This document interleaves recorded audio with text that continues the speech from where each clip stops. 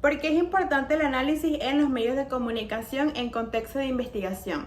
La tarea del periodista siempre ha sido obtener, limpiar y analizar los datos para transformarlos en una historia clara y transparente para el medio digital.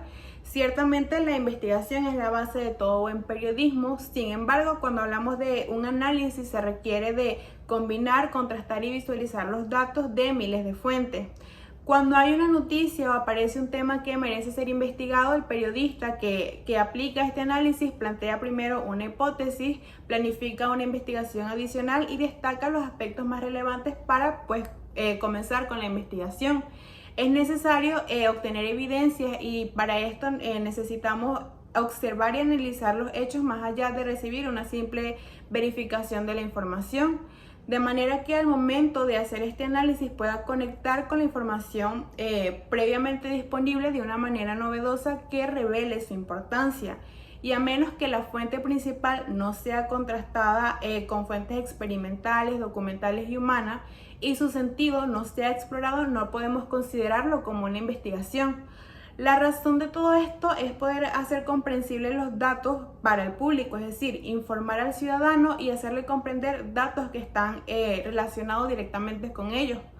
Un ejemplo de esto podrían ser los artículos breves que están basados en grandes bases de datos como una repartición de fondos, costos de inversión o datos basados en estadísticas y visualizaciones interactivas como una infografía o un gráfico. Ahora, en lo que respecta a la segunda pregunta, ¿qué elementos frecuentes se usan para el análisis en el cine, canciones o logos?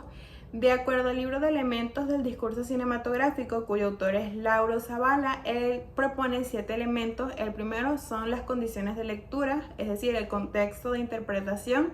El segundo elemento es el inicio, que se entiende como el prólogo o introducción, en el que se plantean 2 preguntas.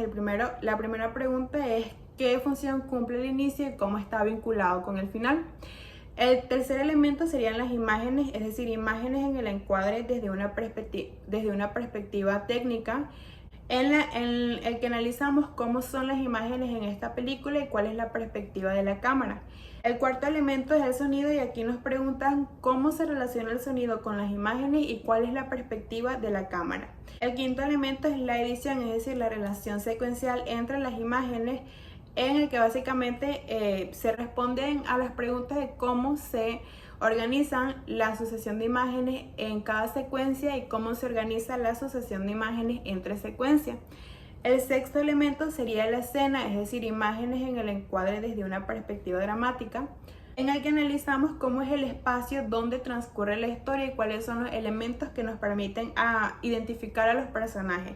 El último elemento, el séptimo, es la narración, son los elementos estructurales de la historia, es decir, cuáles son los elementos o enumeramos los elementos que nos permiten entender la historia.